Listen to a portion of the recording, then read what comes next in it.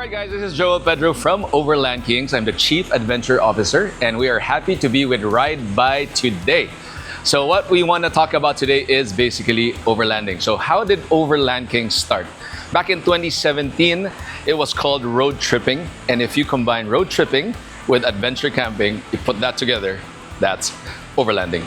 Simply put, vehicle-dependent glamping. So basically, if you want to set up for adventure, and you want to have water, a sleeping platform, some sort of luxury to get you out there for your next adventure, jump on over here at Overland Kings and we'll be happy to set your car up. Andy, thanks for having me today. Let's go. What we have here is the very popular overland rig called the 5-door Jimny. So our concept for this vehicle, as a sample for you guys to outfit, is a more Japanese style live indoor and two-person adventure vehicle. So let me quickly start off with the outside on what we've done. So basically, we put Overland Kings touches to make it personalized. So we're running Bradley tires, 2-inch lips. This is actually a two-tone combination because this is actually the original color and this is actually a wrap. Now, the purpose of this stuff is to make sure that even if you go on the trail, the car won't be damaged. Yung mga trees and all that stuff. So yun yung major logic about it. We color matched to make it a Euro feel. So if you see the corner signals, it's actually clear. We color matched the grille because we wanted to have a more body on color type of feel. And to round up the little things, we actually made our own fog lights so that there's yellow on white for the PIA lights. And finally, to make sure that it is a bespoke Overland Kings rig, check that out. Instead of putting Suzuki, it is an Overland Kings built vehicle. So to continue on with the off-road or overland upgrades, let's have a walk around.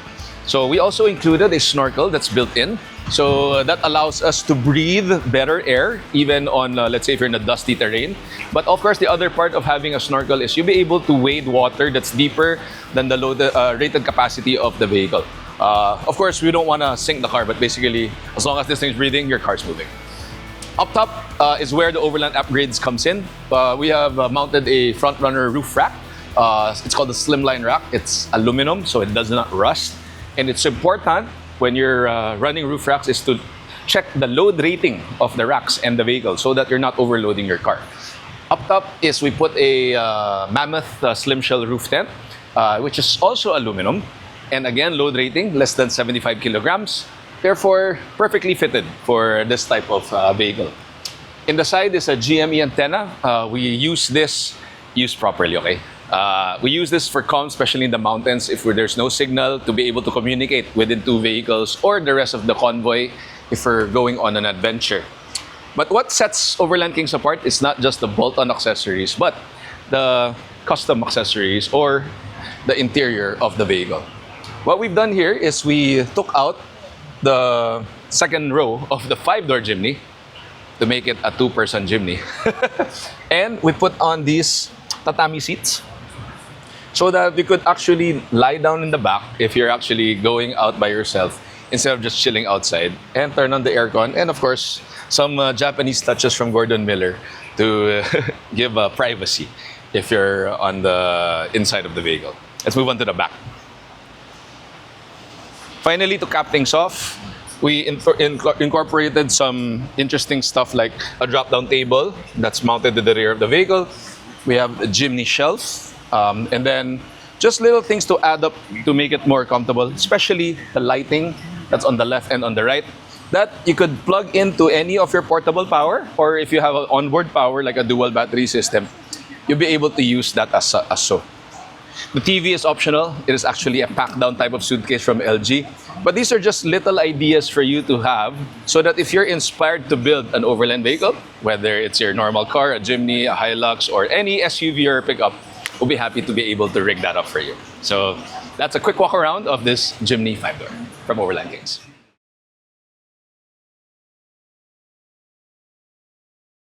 So if you want to get started with overlanding, how do you go about it?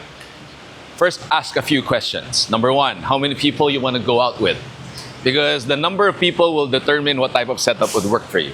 Number two, what do you currently have? It's a misconception that you have to buy the most expensive car in the world. basically start with what you have. If you already have a crossover, if you have a pickup, let's start there. And a couple of things you want to consider are, let me talk about three major principles that you might want to do. Number one, you want to have some sort of shade to get started with. You want to have some sort of water system and electrical system, and somewhere to sleep. So whether it's a roof tent or a ground tent, that's fine. Whether it's a basic tarp that you hang over something, or in an overland case, it's probably a side awning or a different type of awning. And then, of course, consider the budget. Overlanding can be good value, starting at roughly 15,000 pesos, 1.5. But you could go all the way to 1.5 million. So be careful how you want to go about it. Because if you ask me, can you get started with a budget? Yes. Can you get started with emptying the bank account? Yes. So those are those are both doable in this space. And then consider the wheels and tires. Kasi that's actually a big factor, especially most vehicles out of the lot are usually highway tires. So you don't need a mud tire, but a good all-terrain tire can get you started with at least your gravel roads, minimizes punctures, right? And then last but not the least, remember to have fun. It's at the end of the day, overlanding is not just about the gear. Yes, vehicles and gears are fun, but make sure you go out with the people that you like to hang out with. Have a good drink, have a nice picnic, right? And enjoy what the Philippines has to offer. Because at the end of the day, it is land travel going to a remote destination that you can enjoy with everybody. So there, those are my few tips to get you started with overlanding.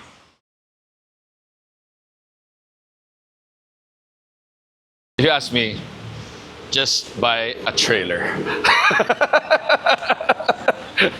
Get your car, put a tow hitch, and then tow the whole thing away. You'll have aircon, you'll have hot water, you'll have your kitchen, you'll have a bed, right? And it's off-road capable. The whole family will be comfortable. That's the ultimate overlander, tow a trailer. So that's the other end of the spectrum. So again, at least it just goes to show that you can go as simple as a tarp on the lower end of the budget.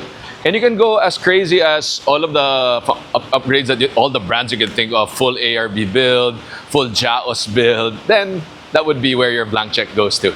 But yeah, I think those are things to get started. But if you have an idea and you have saw something on the internet that you might want to execute, just come on over, hit us up on our Messenger, Facebook, all the socials, and we'll be happy to discuss with you for whatever budget you have to get you started with your adventure today. For example, is this Prado 250. So if you're able to get a hold of one of these vehicles, we have the full slew of accessories that are official for you to create an overland rig. Let's start off with some crazy ideas. One, this is a custom installed PIAALPX that's integrated to the grill. Looks OEM, but that's actually aftermarket. There is no such thing. And then, of course, you would go with the exterior parts of suspension. This is running an airbag man suspension. Let me show you how it looks like. This allows us, because of the load we're carrying on the back, to lower the vehicle as needed or heighten the vehicle. And the purpose is so that when you're sleeping up there and the terrain is not even, you'll be able to level the car as such. So you could heighten or lower the vehicle.